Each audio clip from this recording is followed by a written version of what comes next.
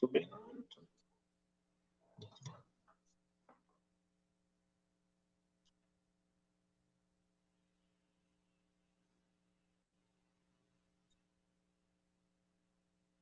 Vai entrar a vinheta primeiro. Ou não? Já a gente direto.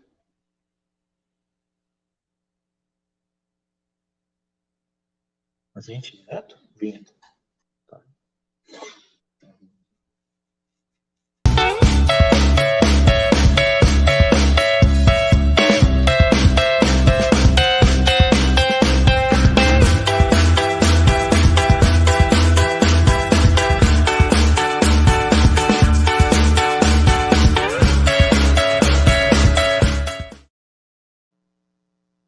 Olá, boa noite a todos, sejam muito bem-vindos.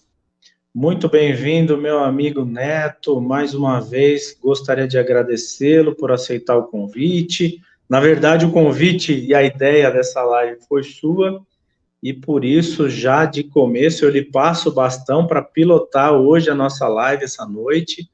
E vamos falar sobre acordo de não persecução penal. O que é, o que come, onde vive, para inteirar os nossos amigos internautas aí sobre esse benefício, se é possível assim dizer, vamos discutir sobre isso, implantado pelo pacote anticrime do atual governo. Exatamente. Boa noite a todos. É um prazer, mais uma vez, participar desta live junto com o Dr. Felipe, meu grande amigo. E sempre bom discutirmos assuntos novos, assuntos vibrantes, relativos ao nosso dia a dia, e também esclarecermos dúvidas, enfim. O acordo de não persecução penal, em termos de direito, é algo relativamente novo, e por ser novo, cheio de arestas para aparar, não é? Sim. Muitas dúvidas inclusive nossas, né? Dúvidas nossas de operadores do direito. Às vezes a gente não consegue responder, esclarecer uma dúvida para um cliente, porque Sim. essa dúvida ainda não foi esclarecida, muita coisa ainda será pacificada nos tribunais, e enfim, acordo de não persecução penal, ele tem a previsão legal no artigo 28A do Código de Processo Penal. O que é o Código de Processo Penal? É claro que a gente não está falando aqui, podemos até estar falando para advogados, né, Felipe? Mas estamos falando para pessoas das mais variadas formações. Então, eu costumo dizer assim, de uma forma bem tranquila, que o Código Penal, ele serve para antes do cometimento do crime. O Código Penal existe, ele está ali para te dizer, matar alguém, reclusão de 6 a 20 anos. Ele está te avisando, se você matar alguém, se você roubar, se você furtar, se você, enfim, cometer qualquer tipo de crime. Ele não proíbe, né? Ele não proíbe. Ele avisa. Ele avisa, exatamente. Né? Exato. Ele fala, não pode matar alguém. Ele fala, se você matar, a pena é essa aqui, xará. Exato. Mas, uma vez cometido o crime, o Código Penal sai de cena. Ele só diz assim, não te avisei? Você está circunscrito nesse determinado artigo. Muito bem. Perfeito. E aí entra em cena o Código de Processo Penal, que é aquele diploma legal, aquela lei que vai te acompanhar do momento da prática do crime até o trânsito em julgado da sentença condenatória. Exatamente. Ele dá as regras do jogo, né? Ele baliza, ele dá as balizas para o Estado poder aplicar aquela regra que está no Código Penal, né? E ele está ali para garantir os direitos do acusado, para garantir que o acusado seja processado criminalmente dentro dos parâmetros legais, dentro daquilo que estabelece, inclusive, a Constituição Federal, que dá as balizas para as leis, né? Inclusive o Código de Processo Penal, não é? Perfeito. Então, o artigo 28A do Código de Processo Penal nos trouxe... Aliás, o nosso Código de Processo Penal, que é vulgo coxa de retalhos, né, Felipe? Isso que eu ia falar. Artigo 28A. Eles já não conseguem mais 28A, 28B, quer dizer, vai... Não tem como alterar o número todo de todos, né? Vai gerando o A, o B, o C, o D. É aquela roupa de festa junina que você não sabe o que é original, o que é remendo, né? Exatamente. O que é remendo, o que é lá. E aí surgiu esse artigo 28A. O que é isso? O que é o acordo de não persecução penal? Uhum. Ele nasce no pacote anticrime, trazido à baila pelo senhor Sérgio Moro. Exato. Idealizado por ele, né? Idealizado por ele, com aquela bandeira dele de combate à criminalidade, ele traz esse acordo de não persecução penal. Perfeito. E que foi, na verdade, né, ele mandou um projeto diferente para o Congresso, e aí o Congresso aproveitou aquela ideia dele e inseriu dentro desse pacote anticrime uma série de situações mais benéficas para o acusado, né? Situações muito melhores do que eram previstas no projeto original e que acabaram por alterar questões que eles não tinham interesse em alterar.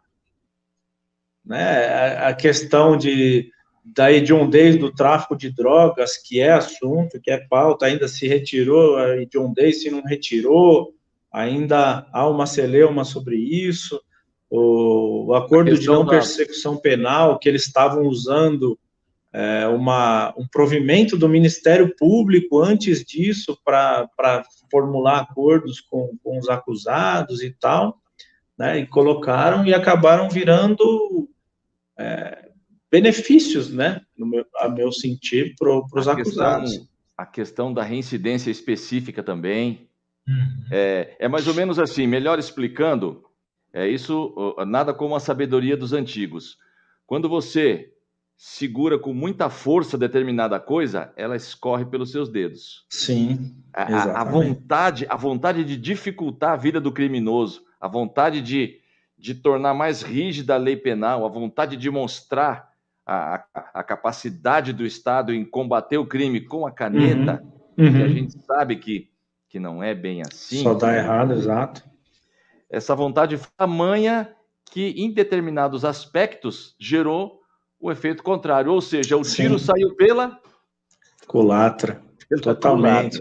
Totalmente. E aí, o acordo de não persecução penal, Neto, ele vem de encontro com aquilo que eu falei na outra live, de que eu sou abolicionista do direito penal, né? Que eu acho que o direito penal em si, mas de fato continua sendo outra discussão, não resolve, e aumentar e recrudescer pena cada vez mais não vai resolver, nunca resolveu e não vai resolver, não é agora que vai resolver.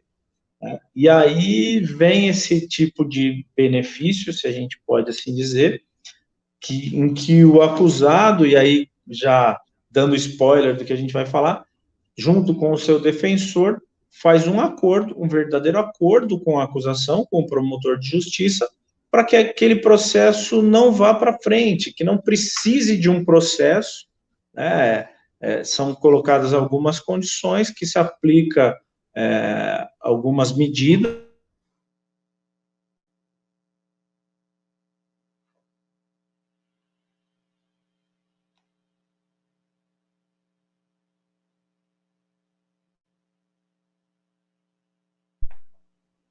Voltou?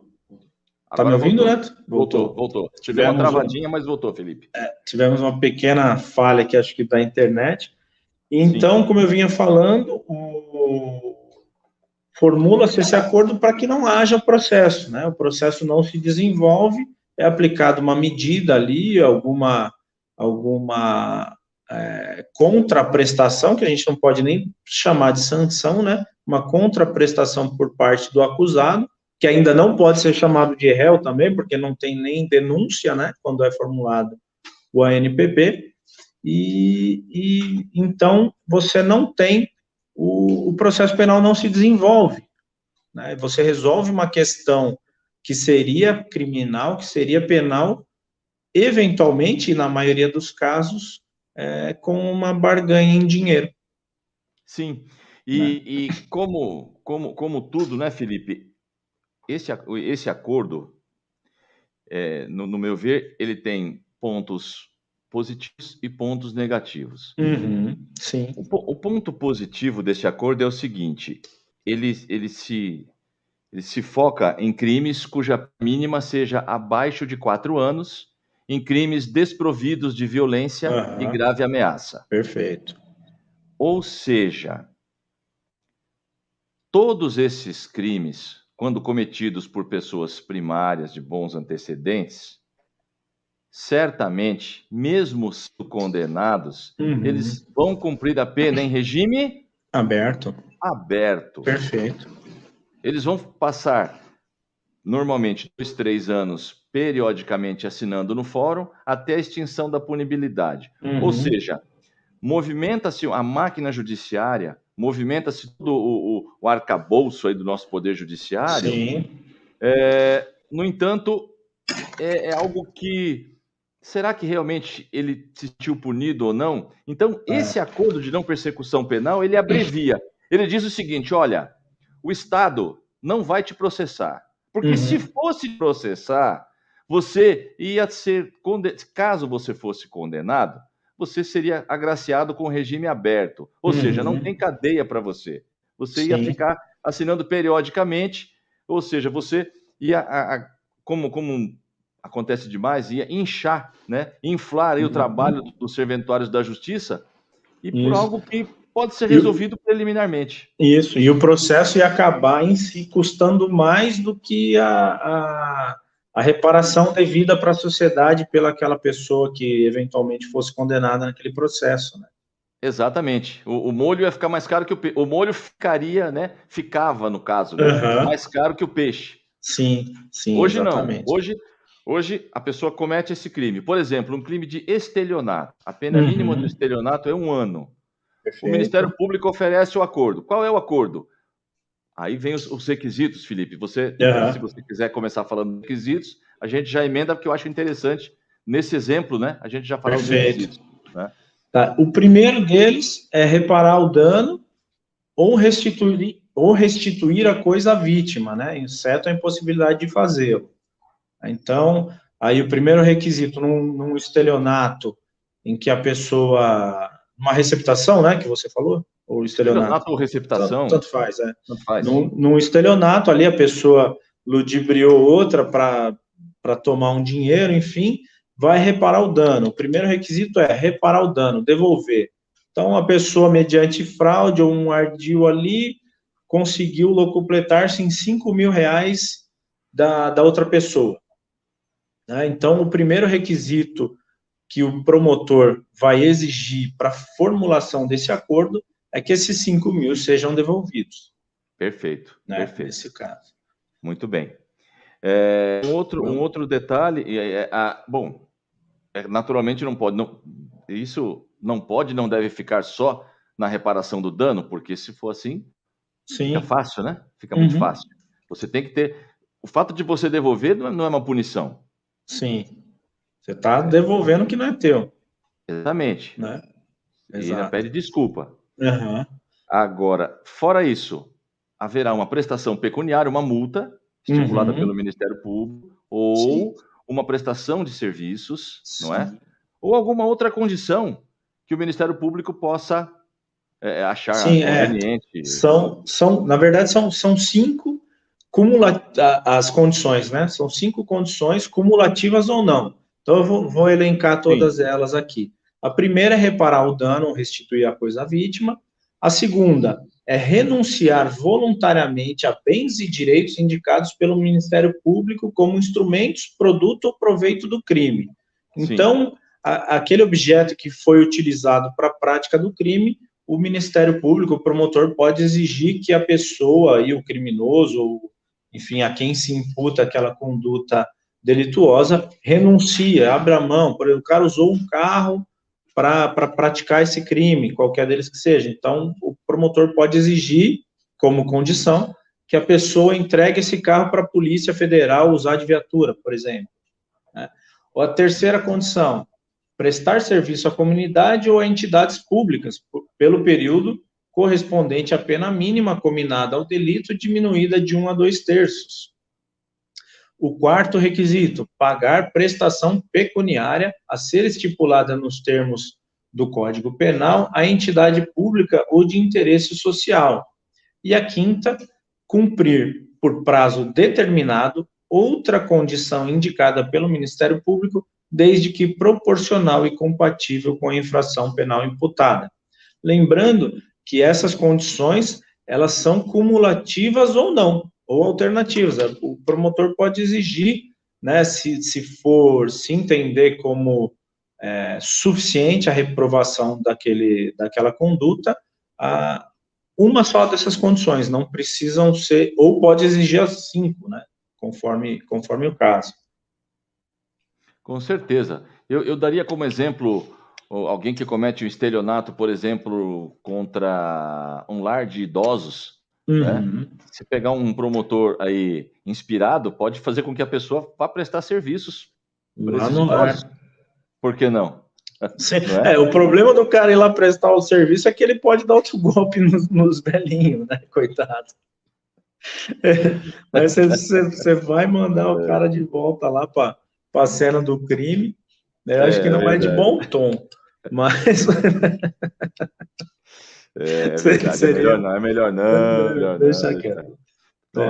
Agora, o que eu tenho notado, Felipe, eu, você e os nossos colegas, a gente tem feito muito acordo, muito ANPP, mas o que está prevalecendo é a multa, o que está prevalecendo é a prestação pecuniária, o dinheiro. É o dinheiro.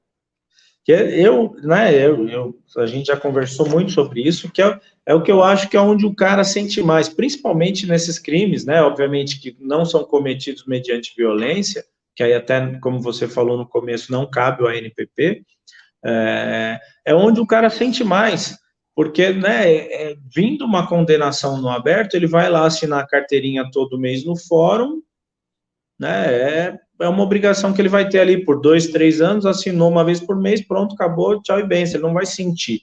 Agora, quando mexe no bolso do cara, eu acho que o efeito ressocializador, vamos dizer assim, é maior. Que aí ele vai pensar 2, 3 vezes antes de cometer o delito de novo, porque pesou para ele. Ele teve que abrir mão de passar um final de ano num lugar legal, de viajar com a família, ou teve que vender um carro para poder pagar uma ANPP ali, e aí ele vai pensar 2, 3 vezes antes de fazer cometer qualquer outro delito, no meu sentido, na minha concepção. E um outro detalhe interessante, a pessoa é presa em flagrante e dependendo da natureza do crime, ele paga uma fiança. Sim. Que pode ser estabelecida pela autoridade policial ou pelo magistrado, ou pelo juiz. Digamos que ele pague aí 5 salários mínimos de fiança e obtenha a liberdade provisória. Ok.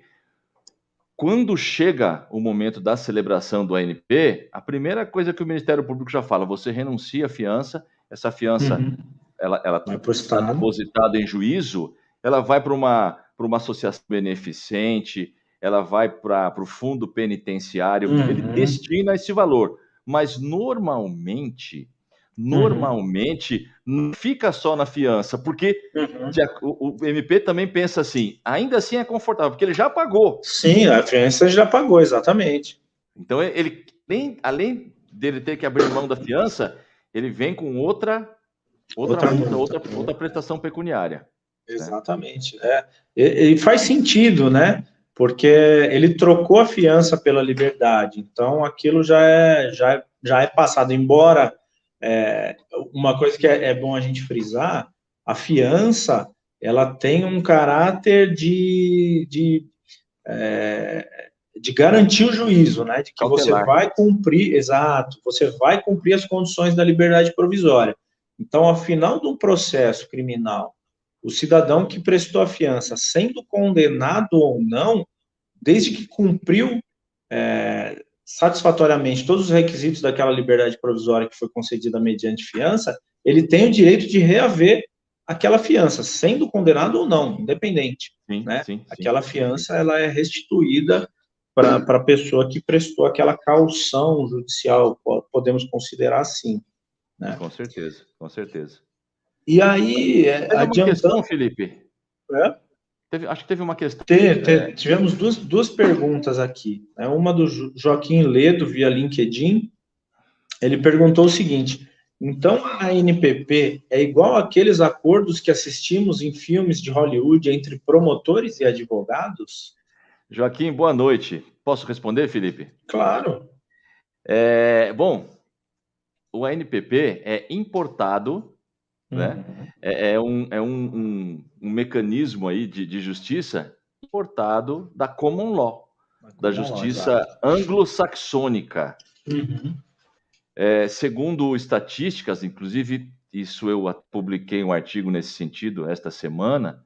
Segundo estatísticas, 95% dos casos criminais nos Estados Unidos são resolvidos por meio de acordos. Claro que não é o ANPP. Nós estamos falando aqui de um acordo de crimes menores. Sim. Já nos Estados Unidos, o acordo ele vai mais longe. E o que é pior, já adiantando, muitas vezes o inocente faz o acordo para não correr os riscos do processo. Essa é a parte ruim desse acordo. E a diferença também desse nosso ANPP para o acordo que eles têm lá, que a gente vê em filmes, da Common Law, é que esse acordo lá, ele é possível em qualquer fase do processo, desde que antes da sentença, né? E aqui... Isso. E aqui no nosso sistema, nesse sistema que foi criado aqui no artigo 28A, ele é pré-processual. Né? Ele é previsto e ele é possível ser feito desde que antes do oferecimento da denúncia. Então, enquanto ainda o promotor não deu o start no processo, ele não ofereceu a denúncia contra aquele acusado, é possível, né, nesses crimes em que a pena mínima é inferior a 4 anos e não tenham sido cometidos mediante violência, e também não seja inserido nos crimes previstos na Lei Maria da Penha, ele é formulado, é um acordo pré-processual no nosso caso. No caso deles, é um acordo, pode ser feito na vigência do processo, no decorrer do processo, desde que antes da sentença. E interessante também, que acho que cabe esse comentário, um dos princípios do direito penal é a retroatividade da lei mais benéfica para o réu. Exato. Exatamente. Neste caso, este princípio não está sendo obedecido, porque, digamos que a pessoa já foi denunciada por um estelionato, por exemplo, ainda não foi sentenciada, ou mesmo que tenha sido sentenciada, a sentença ainda não transitou em julgado, passível de recurso, etc., surge a possibilidade do acordo de não persecução penal. Surge aí a promulgação desta lei, que passou a valer desde janeiro de 2020. Pode retroagir, porque ele já foi denunciado. Deveria retroagir. Na verdade, houve casos que ela retroagiu, mas depois as cortes superiores pacificaram. Brecaram, né? Afrontando essa máxima, essa que é uma das máximas do direito penal, que a lei benéfica, ela deveria... Ela deve, porque essa lei ela não é processual, ela é uma lei de caráter misto. Eu entendo que é uma lei de caráter misto. Se ela fosse só processual, ela teria o caráter estunt, tudo bem, daqui para frente ela não pode retroagir. Mas essa é uma lei que ela é material e processual. Sim, sim. Eu tive um caso em que meu cliente havia sido absolvido, havia uma apelação do Ministério Público quando essa lei entrou em vigor, e o desembargador converteu o julgamento da apelação em diligência e determinou que o juiz abrisse vista para o Ministério Público de primeira instância para oferecer um ANPP. Quando eu vi isso, eu até me assustei, eu falei, caramba, meu cliente ele já foi absolvido, né, em primeira instância, obviamente é possível a reversão, e se o desembargador mandou fazer um uma proposta de ANPP, eu estou achando que ele vai virar, ele vai condenar meu cliente. Mas nós tínhamos convicção da inocência dele, era um crime tributário, nós tínhamos convicção da inocência dele, tranquila, não concordamos, não aceitamos o acordo que foi proposto, o processo voltou para a segunda instância e, de fato, a absolvição foi mantida.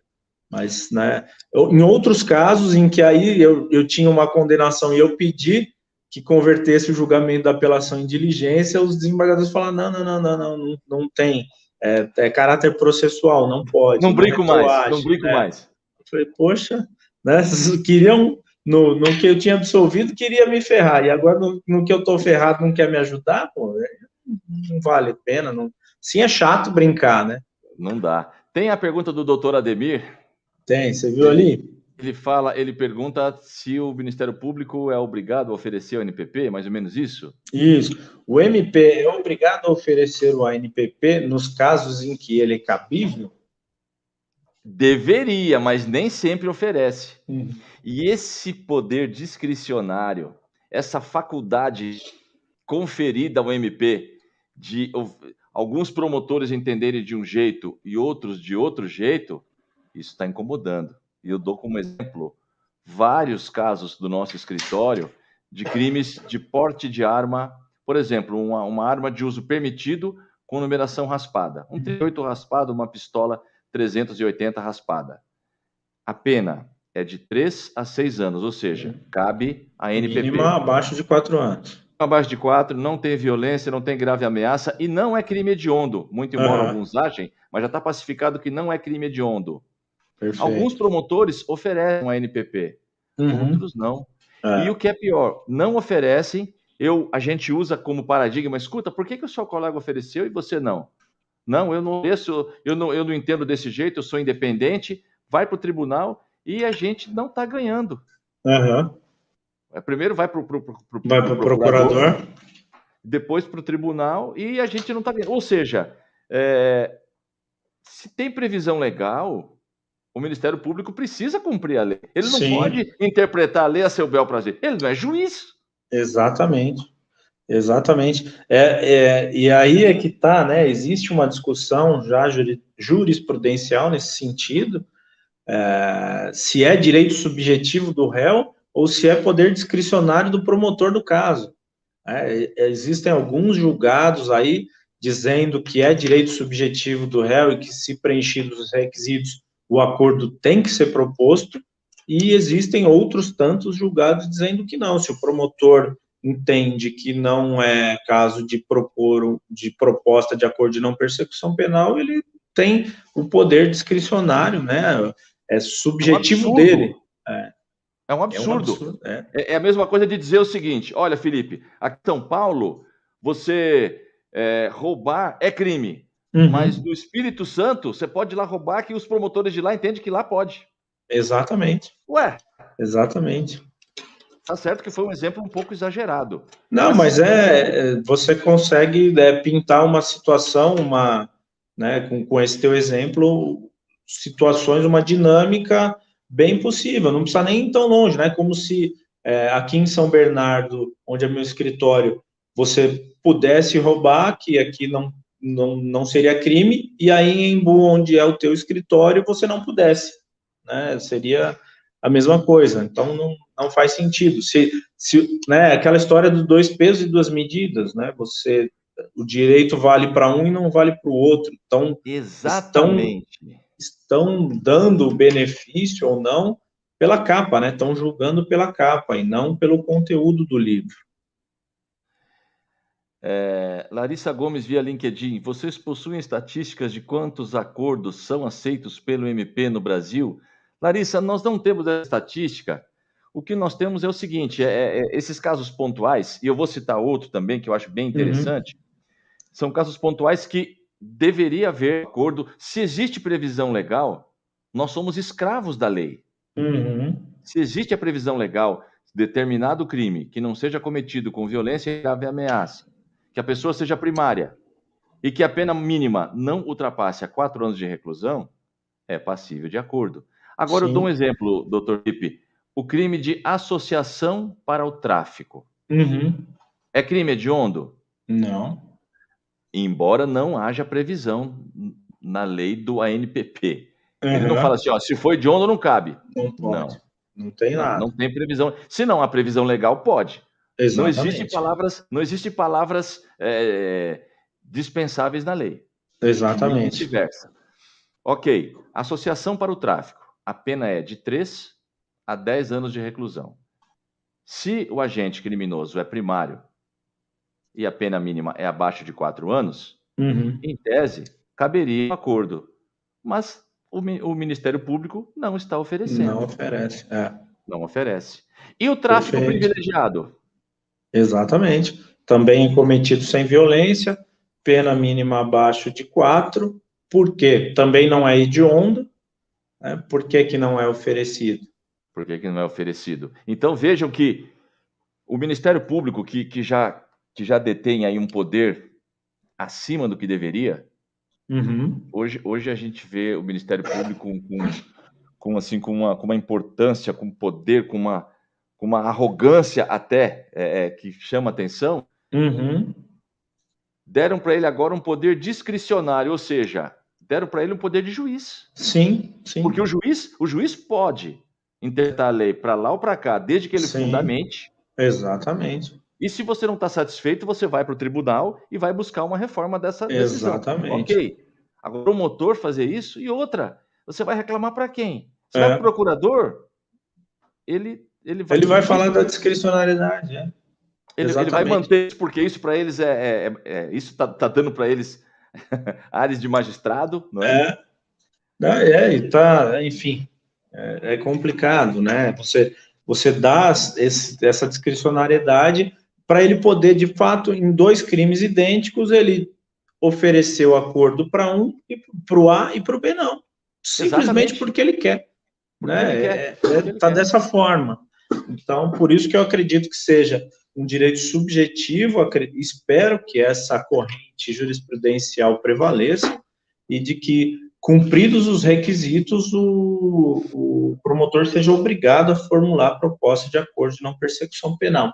Seja um direito subjetivo. Exato. E aí eu entro numa outra discussão também polêmica que vem gerando uma celeuma doutrinária e jurisprudencial já sobre isso, que nós falamos das condições, né? Nós elencamos as 5 condições, mas existe no artigo 28A não uma condição, mas uma exigência de que o réu tenha confessado formal e circunstancialmente a prática da infração.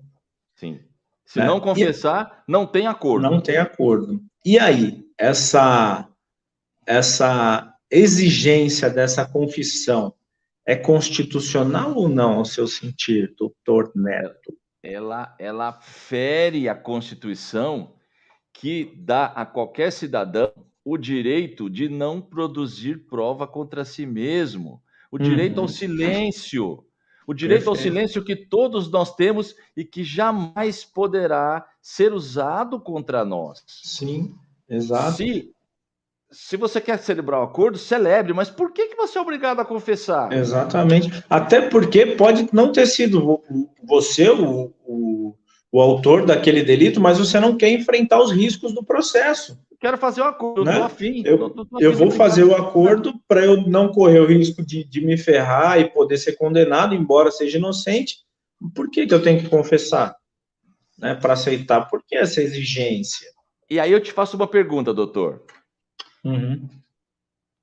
Eu celebro um acordo de não persecução penal. Eu confesso, olha, realmente fui eu que botei fogo no escritório do Dr. Felipe. Muito bem. Condição para esse acordo: eu vou pagar 10 parcelas de R$500. Aliás, que fique aqui a lembrança, o Ministério Público está igual a Casas Bahia. Se você não pode pagar a multa de uma vez, eles parcelam, eles fazem um crédito crime para você, ó, tranquilo, você paga em suaves prestações, viu? Quer pagar quanto?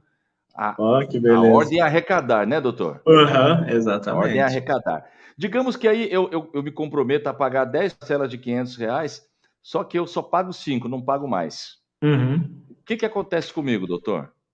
Descumprido a condição, né? Descumprida a condição imposta no acordo, o promotor vai informar, né, para o juiz que aquele acordo não foi cumprido e vai oferecer a denúncia. Né? Só que aí tem o detalhe, né, doutor? Você confessou a prática do delito antes da denúncia. Mas eu quero desconfessar agora. Eu confessei, mas eu quero desconfessar, porque se eu confessei, eu vou ser condenado. Exatamente. Essa confissão sua para conseguir o acordo, ela pode ser usada como prova contra você? Não. Não pode. Exatamente. Mas... você não tem como apagar da cabeça do juiz que vai te julgar, porque o juiz teve que homologar esse acordo, né? Feita a proposta e aceita a proposta pelo réu, ela é submetida para o juiz, que o juiz vai homologar ou não esse acordo. Homologado, ele já viu lá que o doutor Neto confessou a prática do delito de pôr fogo no escritório do doutor Felipe. Como é que você vai apagar da mente do juiz isso daí? E aí, nem o incêndio eu apaguei, como é que eu vou apagar a mente do juiz isso aí? Exatamente. E aí, né, acredito que a solução para esse imbróglio, que a gente não tem como tirar do processo, nem da mente do juiz aquela confissão, mesmo que a gente tirasse, né, do processo e mandasse para outro juiz independente, ia ter lá a informação que teve um acordo de não persecução e que aquele acordo foi descumprido. Ou seja, o juiz automaticamente vai concluir, se teve um acordo, teve uma confissão formal e circunstanciada, né? Então, ou seja, o cara já falou que foi ele e pode tender a condenação.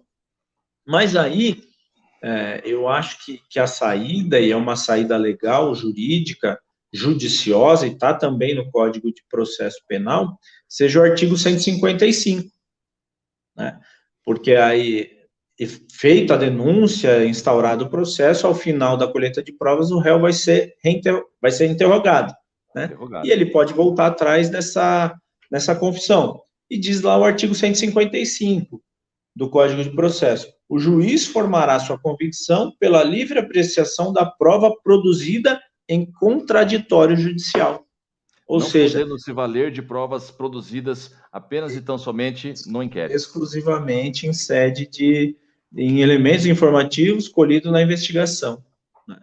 Então, se aquela confissão for refutada, se o réu voltar atrás e falar, não fui eu confessei lá atrás só para ter o acordo, e de fato não fui eu, foi o Zé, ou foi o fulano, foi o Beltrano, essa confissão ela não pode ser usada contra o réu.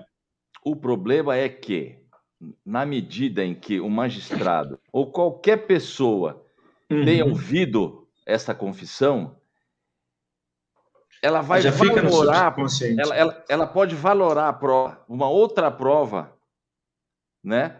Com o intuito de condenar você por outros caminhos. Sim. Que talvez tais caminhos não fossem percorridos se não houvesse a confissão. Sim, perfeito. Ou seja, contaminou. Contaminou. Então, essa confissão, exato, portanto, gente, ela é inconstitucional, ela não deveria existir. Agora, me diz uma coisa, Felipe, vamos lá. Você até teve uma pergunta. Qual é vantagem fazer esse acordo? Isso, a Larissa, né, perguntou, afinal, é vantagem ou não? Quais as consequências de aceitar ou não? E eu acho que aqui a gente diverge, né, Neto? Se é vantagem ou não.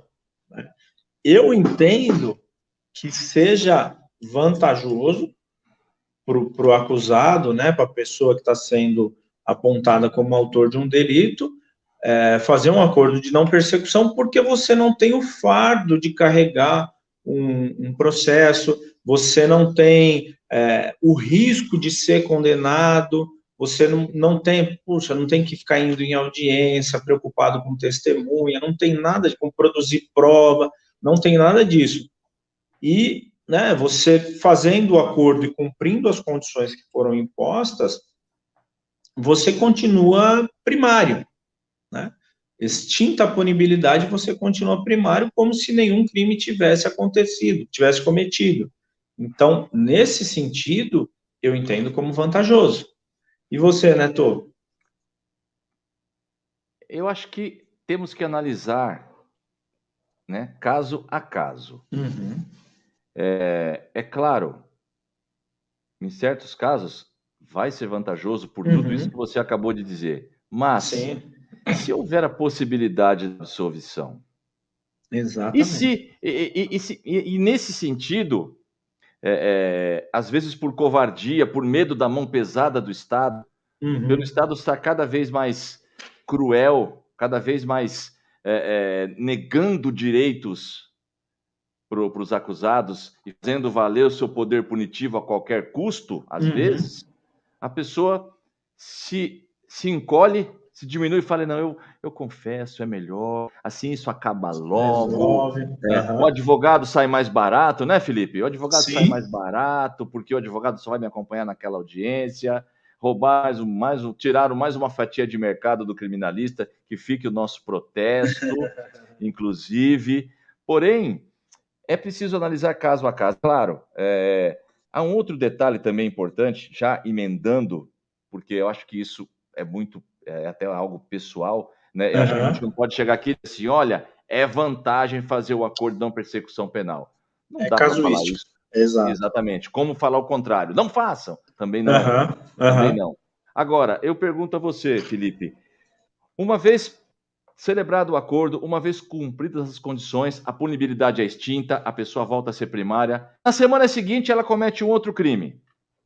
E Uhum. aí?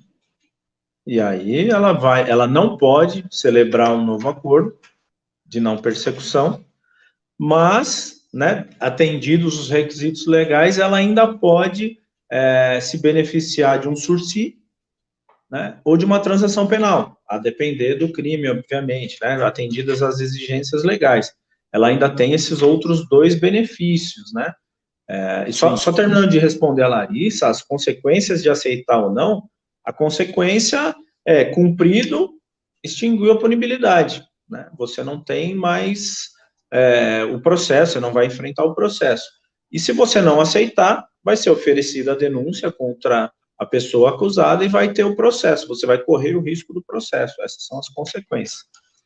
E aí, né? Então, retomando, você aceitou, cumpriu, extinguiu a punibilidade. Semana seguinte ou no dia seguinte cometeu uma outra infração penal, um outro crime. Você tem esses outros benefícios que podem usar.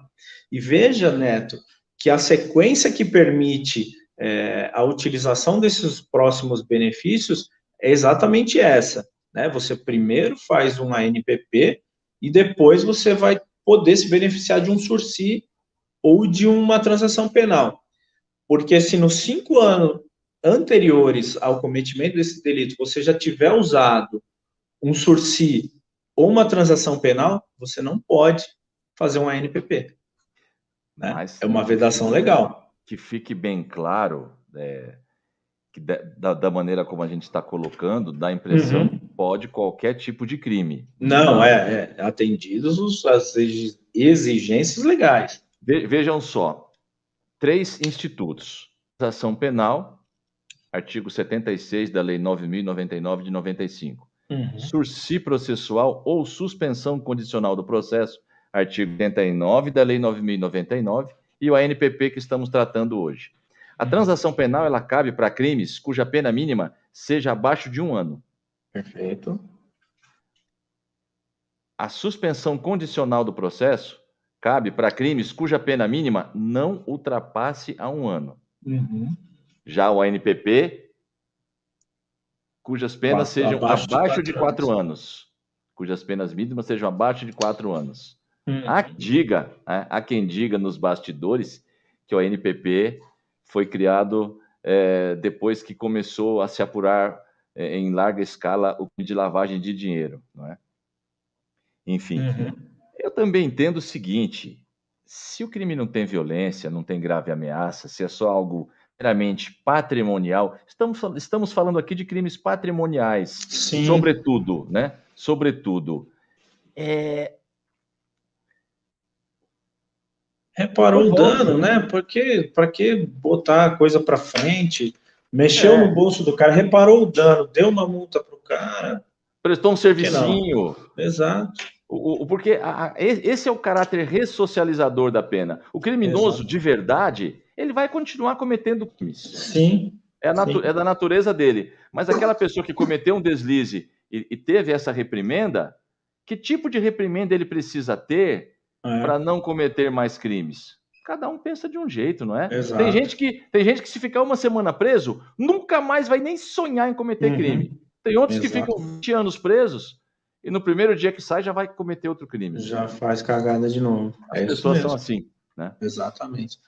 E aí, a Sandra perguntou aqui no nosso chat, Neto, nesse caso do exemplo do Dr. Neto, no caso de novo cometimento do delito, o ANPP gerará maus antecedentes?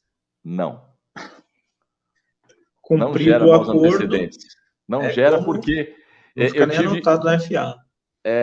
Ele não foi anotado no FA e nós tivemos um caso, doutora Sandra, que é meu braço direito, obrigado por estar aqui com a gente, sempre um prazer tê-la conosco.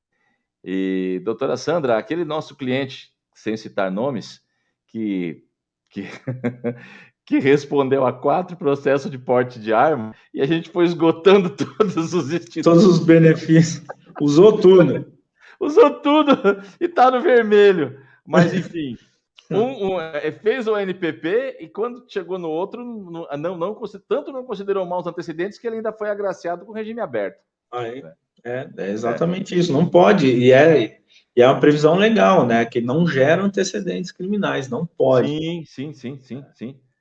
Aproveitar aqui que nós estamos aqui com 180 pessoas nos acompanhando, pedir para o pessoal aí dar o like, né? Deixar o joinha e se inscrever no nosso canal, que isso ajuda bastante ao YouTube reconhecer o nosso trabalho e continuar mandando aí para frente e compartilhando o nosso vídeo. E, Neto, como nós dissemos ali atrás, esse acordo ele é entabulado entre o promotor de justiça e o réu e o seu defensor, né? O acusado e seu defensor. Só que ele é submetido para homologação judicial, né? Exatamente. O juiz pode não homologar? Pode. Parágrafo 5º. O juiz considerar inadequadas, insuficientes ou abusivas as condições dispostas no acordo de não persecução penal, devolverá os autos ao Ministério Público para que seja reformulada a proposta de acordo com a concordância do investigado e seu defensor.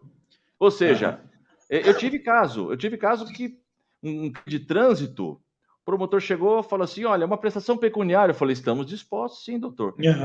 20 mil reais. Eu falei, doutor, totalmente para ele. Num país civilizado, isso é normal. Eu falei assim, doutor, não se trata de país civilizado, se trata do acusado puder, né, cumprir, se ele não tem condições. Então eu vou denunciar. Tá bom, fica à vontade. Pode denunciar. Porque é interessante que, em alguns casos, a gente consegue efetivamente negociar com o Ministério Público. Né? A gente consegue negociar. Ele fala um valor, a gente fala, olha, assim não dá. Um pouquinho menos, sabe? Vai dar uma pechinchada. Depois, não, mas assim eu posso parcelar. Tem promotor que já chega e fala assim, olha, 3 salários mínimos, pode pagar em 10 vezes sem juros. Nossa senhora, que beleza. Tá fechado. Né? Tá fechado. Tem promotor bom de negócios, né? Sim. Exatamente. E aí, eu acho que esse controle judicial, né, esse controle que é previsto para o juiz exercer, ele é fundamental justamente para não existir esse tipo de abuso, né? Se quer assim e pronto, né? Justamente. E aí, se o promotor não corrige essa proposta, né, o juiz manda lá para o procurador falar, olha, seu procurador, o teu subordinado ali, o teu promotor de primeira instância, ele não tá colaborando muito não, né? Dá um puxão de orelha nele aí, dá uma corrigida que o bicho tá pegando aqui. E aí, o quê? Olha, desculpa interromper. Olha que pergunta interessante do Joaquim Ledo aí. Caso tudo ocorra bem em homologar o acordo e por questão de desemprego ou qualquer outro fator não conseguir pagar acordo financeiro, é possível justificar, olha só, a casuística, né? Eu E entendo que acontece sim. bastante, sim. Entendo que sim, muito embora não me deparei, acho que você também não, né, Felipe? Ainda não, É algo novo, não nos deparamos aí com eventual inadimplência dos ANPP de um acordo, mas eu acho que é plenamente possível justificar e acredito que o promotor dê aí um prazo ou Sim. reparcele ou Renegociar, né? repactue. Olha, é interessante porque a pessoa está na disposição de pagar. E como não existe bom pagador sem dinheiro, sim. podemos conversar. Eu acho que é plenamente possível, sim, justificar, demonstrar, né, para o juiz e para o promotor que aquele descumprimento é pontual e involuntário, né, por conta de sei lá, de pensão, até para não atrasar uma pensão alimentícia, né, o cara paga a pensão ou paga o acordo? Né? O que vale mais? Eu acho que é até louvável o cara justificar, olha, eu não cumpri porque eu precisei, eu estou desempregado e preciso honrar com a pensão alimentícia dos meus filhos. Então, eu acredito sim que seja possível e o pessoal vai ser maleável nesse sentido de possibilitar uma renegociação, um reparcelamento da parte faltante. Aí eu acredito que seja bastante possível, embora não haja previsão legal para isso, tá? Não. Eu acho que entra mais no costume, no bom senso. No campo da jurisprudência, né? Mas nessa parte do bom senso do promotor e do juiz que estão atuando no caso para entender a situação. Né? Muito bem. E quem é que faz, quem é que fiscaliza, Felipe, o cumprimento? Porque alguns acordos, eles têm começo, meio e fim muito rápido. Quantas vezes? Olha, paga tanto, pagou, acabou. O juiz decreta extinta a punibilidade, fim de papo. E quando tem uma prestação de serviço? Quando tem uma prestação pecuniária em parcelas, como isso é fiscalizado? Pelo juízo das execuções. Isso, exatamente. Né? Com a fiscalização do Ministério Público. Né? Manda para a vara das execuções criminais, que inclusive, né, atualmente é competente até para execução fiscal de multa, né, Neto? Então manda lá para o juiz das execuções, ele que vai indicar a instituição que vai ser beneficiada com essa prestação de serviços, ou que vai ser beneficiada com as parcelas e tal, e é esse juiz que vai fiscalizar. Descumprido, ele vai noticiar, vai intimar o promotor de justiça, né, falar, olha, aqui ele precisava prestar lá 2 anos, né, uma suposição de prestação de serviço, e foi 2 meses só e não aparece mais faz 6 meses, né, se vira nos 30 aí, o acordo está descumprido. E aí o promotor pega, devolve lá para o amigo da vara ordinária, né, e fala, olha, amiguinho, o pessoal aqui descumpriu o acordo. E aí aquele promotor, então, vai oferecer a denúncia contra aquele investigado, né, contra aquele acusado, para que se inicie a ação penal. E se eu fui beneficiado por um acordo, por um ANPP, eu posso celebrar um novo acordo no futuro? Pode. Passados 5 anos da extinção da punibilidade, né? É bom que se diga, não é da celebração do acordo, é da extinção da punibilidade. Então, se você ficou prestando serviço para a comunidade por 1 ano ou parcelou a dívida por 1 ano, a partir da extinção, quando o juiz decretar, olha, foi cumprido tudo certinho, está extinta a punibilidade. A partir daquele momento, você tem que esperar 5 anos para poder usar esse benefício de novo. Que, aliás, é o mesmo prazo depurador para que o acusado... Dos outros benefícios, né? Recupere a sua primariedade, não é? Exato.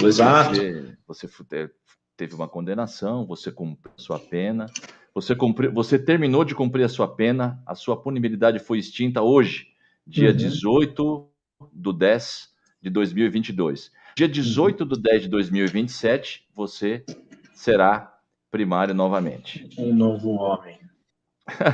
Um novo homem.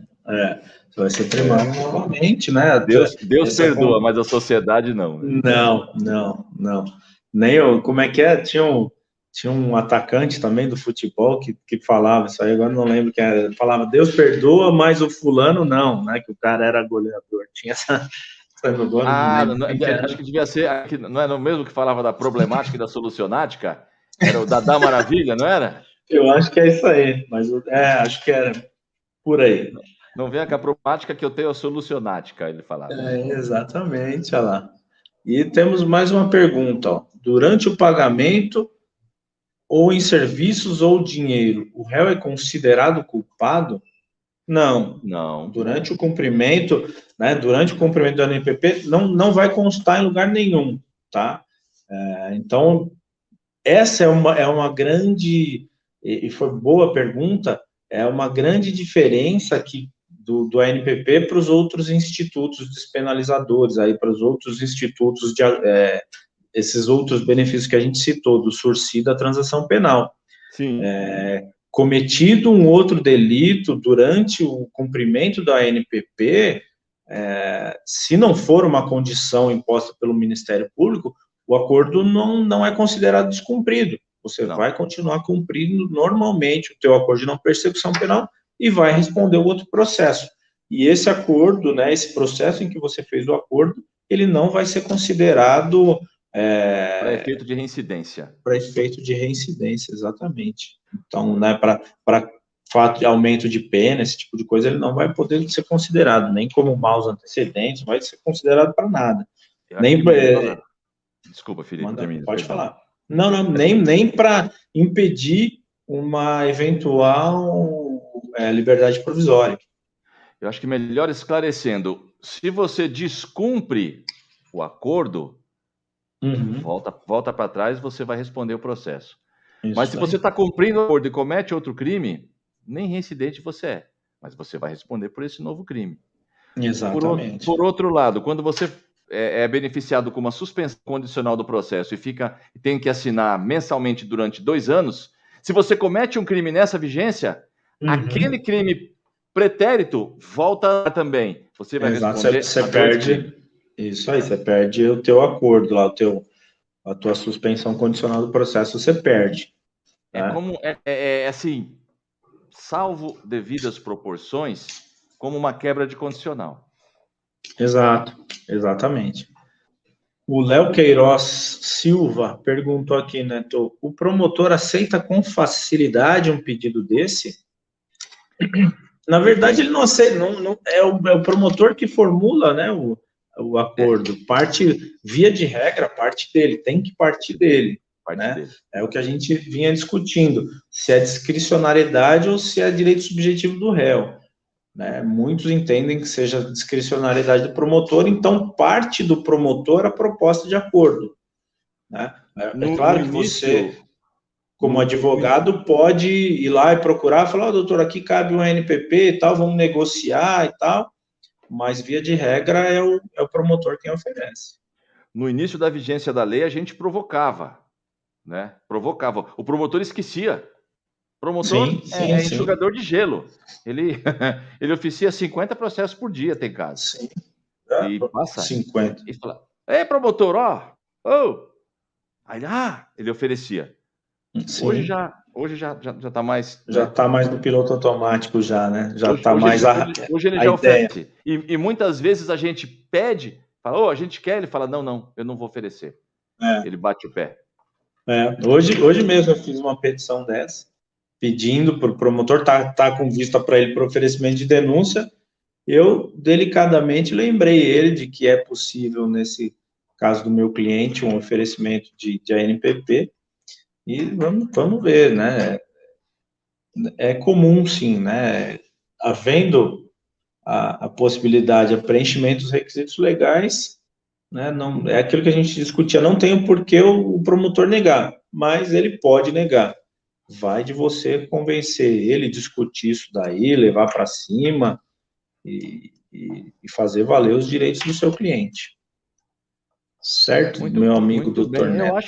Eu acho que dentro desse pequeno espaço de tempo a gente conseguiu falar bastante coisa, Felipe. Sim, com certeza. Eu acho que a gente conseguiu trazer um panorama geral aí sobre esse acordo de não persecução, né? Para o pessoal que nos acompanha. Agradecer de novo todo mundo que nos acompanhou, que acompanha o nosso trabalho, as nossas lives. Se tiverem outros temas que queiram sugerir para a gente conversar e falar, são todos muito bem-vindos. Tem o nosso e-mail, tem o nosso Instagram aí, que vocês podem entrar em contato e sugerir os temas. E se tiver mais perguntas aí, também a gente responde, né? Manda para a gente por Instagram, por e-mail. Estamos aqui para compartilhar ideias. Né? Muito bem. E tem algum aniversário essa semana, Felipe? Rapaz, olha que esse final de ano é cheio dos aniversários, né? Que eu saiba, tem 2. 2? Parece que um é seu, não? Parece que um é seu? Um é meu. Você faz dia... Que dia você faz, Felipe? 22. 22. Doutor Felipe vai fazer 50 anos agora, dia 22. É isso, Felipe? 54. Que nada, doutor Felipe está na flor da idade. Doutor, eu não vou dizer quantos anos ele vai fazer, porque é indelicado, é antiético, mas ele está saindo da casa dos INTA e está passando para os ENTA. Só isso que eu vou dizer. Exatamente. Não vou dizer mais nada. Já vou poder andar nas categorias sênior de kart. Felipe? 40 já anda no sênior? Ih, falei. Já anda no sênior. Deu spoiler. Já a partir de sábado já sou sênior. Do jeito que você é fera, e do jeito que você é fera, você vai dar um show na categoria, hein? Você vai ganhar todas. Não, tem uns caras bravos lá, tem uns caras bons pra caramba. Bom, você 22, a minha caçulinha faz agora dia 20, faz aniversário. Beijão pra você, Bia. Muito bom. Minha filha que mora no Rio, estaremos aí com você nesse fim de semana para comemorar seu aniversário. E quero também agradecer aqui, mais uma vez, o meu dentista e meu grande amigo, Dr. Vioto. Mais uma vez, divulgou nossa live. E quero dizer que, além de um grande dentista, de um grande amigo, ele tem um projeto social maravilhoso. Parabéns pela ação social, agora na Semana da Criança, pelo projeto Sorriso Vioto, que está levando odontologia de qualidade às comunidades carentes. Pelo trabalho social muito bonito que ele vem fazendo. Convido a todos a conhecer o trabalho do Dr. Vioto. Muito mais que um dentista, um grande ser humano. Que legal, cara. Que legal. Parabéns para o doutor. Primeiro, né, um parabéns aí para a Bia, um abraço, um beijão para a Bia. Uma excelente profissional também, colega nossa, né, Neto? Compartilha aí das nossas fileiras da advocacia. Excelente profissional, uma carreira acadêmica brilhante. Tenho muito orgulho, cara, dos passos que a Bia está seguindo aí, de onde ela está chegando, né? Eu conheci ela ainda, acho que ela não estava no ensino médio quando eu a conheci, né? Certamente, né?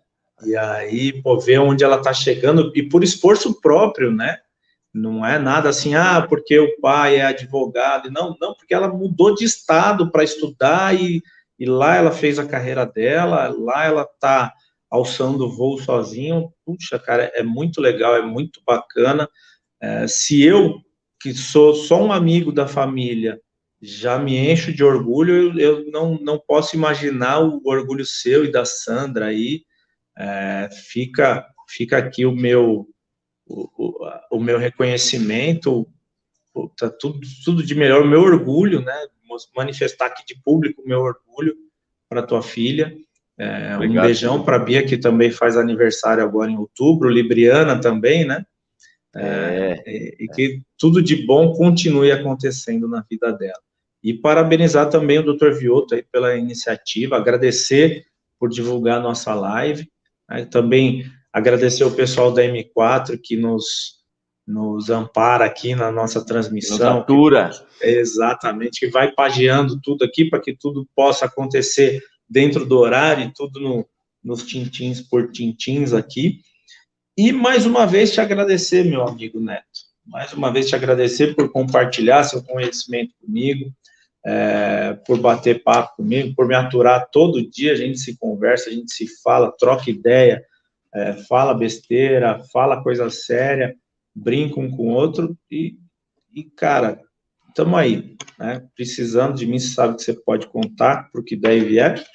Igualmente. E vamos pensar no próximo assunto, pedir para a Sandra falando, librianos somos. Precisando, vamos pensar num próximo assunto para a nossa próxima live, já deixar marcada para daqui 15 dias. Vamos pensar em alguma coisa assim, vamos pensar. Talvez prisões, não é? Prisões. Interessante também. Liberdade provisória, em que caso que cabe, algo nesse sentido. Pode ser. Vamos amadurecer, Felipe. Estão avisando para a gente avisar nossos seguidores que o link da live está nas stories, né, das nossas respectivas contas, né? Sempre o link das nossas lives vai estar lá nos stories das nossas contas do Instagram, né? Mas já falar para o pessoal deixar o sininho da notificação aqui do YouTube acionado, que sempre que tiver um vídeo novo ou um vídeo preparatório de alguma live, você vai receber uma notificação aí, já vai ficar pronto, a ponto de bala aí para assistir a gente. E, né, se vocês tiverem alguma sugestão aí para a gente, de algum tema que a gente possa falar para contribuir, que interesse a vocês, a gente está aberto a sugestões. Beleza, meu amigo? Um abraço a todos, obrigado por ter nos aturado mais uma vez e até a próxima. É isso aí, gente. Boa noite a todos, até a próxima. Obrigado, Sandra. Obrigado, Stephanie. Obrigado a todo mundo aí que acompanhou a gente. Boa noite. E, cara, o pessoal da M4 tá pedindo para a gente dar uma esticada aqui no chiclete, porque o pessoal tá gostando da nossa rasgação de seda aqui, né? Vazou o som aqui. O pessoal tá gostando da gente. Cara, se alguém tiver algum tema e quiser colocar no chat aí alguma sugestão de tema, a gente pode elaborar alguma coisa, né, para as próximas lives. Isso faz um bem danado, isso nos faz estudar, isso nos faz nos atualizar. Parece simples, mas mesmo vivenciando o dia a dia, o acordo de não persecução penal, a gente teve que, de certa forma, se preparar para essa live, né? Sim. Não dá para chegar aqui e ficar enrolando os outros. Não, exatamente. Existem situações, existem julgados de assuntos e de temas relacionados que a gente conversou hoje, que eu vi estudando para falar sobre o NPP hoje, né? Então, coisas que, por mais que esteja no nosso dia a dia, a gente acaba não se aprofundando em algum tema ou alguma coisa específica, e para poder compartilhar o conteúdo e não falar besteira, a gente tem que estudar e ir atrás do conhecimento, do tema exato, né, do conhecimento, para a gente trazer o melhor conteúdo aí para vocês, né? Com certeza. Os meus troféuzinhos lá em cima, né? Tá aumentando. Que beleza. Bom, para quem não sabe, o Felipe é campeão de kart, é um baita do piloto. Anda de kart desde que idade, Felipe? Neto, desde que eu me conheço por gente, tinha um kart lá em casa. De pequenininho. Vocês imaginem esse menino numa pista. Esse menino numa pista, ele dá trabalho, viu? Ele dá trabalho. Inclusive, a Sandra, minha mulher, está começando a andar de kart agora. Fiquei sabendo. E vai contratar você como técnico dela, viu, Felipe? Boa, vamos marcar. Vai pedir umas dicas para você. Vamos marcar. O meu pai e minha mãe também estão na live ali, ó. Que legal. Obrigado, gente. Um beijão para vocês. Amo vocês. Muito legal. Parabéns pelo filhão aí. Tá vendo só? Eu me sinto um pouco pai dele também. Inclusive, essa semana no fórum eu apresentei ele como meu filho lá. Não acreditou muito não, né, Felipe? Não, o povo acredita, fala, ixi, é o seu caçula ainda, porque você tá velho, né? Não tem jeito. O povo acredita mesmo. Ave Maria. É uma maravilha, né, Tom? É isso aí. Agradecer de novo todo mundo que acompanhou a gente. Muito obrigado a todos. E agora, né, aguardamos aí as sugestões para a próxima live. Boa noite. Boa noite.